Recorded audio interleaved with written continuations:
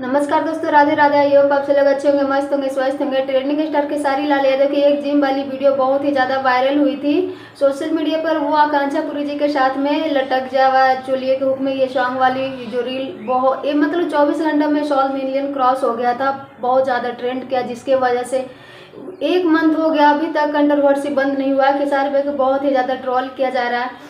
और भोजपुरी के एक सिंगर है जिनको जिनको खेसारी भाई बनाता है ना, वही लोग हमारे खेसारी भाई के पीठ से छुरा भोग देते हैं।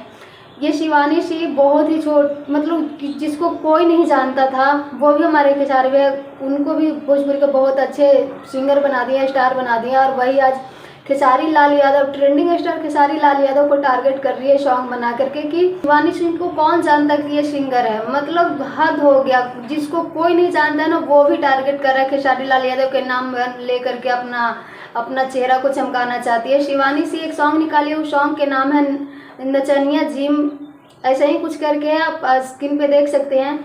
ये इतना ज़्यादा घटिया गाना, मतलब कुछ भी गा देता है लोग भोजपुरी इंडस्ट्री में, और किसी को भी टारगेट कर लेता है अपना चेहरा को चमकाने के लिए। तो ये बहुत ही गलत है। और हमारे खेसारी लाल यादव के जितने भी खेसारी आर्मी के ग्रुप वाले, इतना ज़्यादा उनको मतलब अब उनका जीना हराम कर देंगे, इतना ज़्यादा उनका ट्रोल होगा। शिवानी से अपने आप को पता नहीं क्या समझ के ये सॉन्ग निकाली है।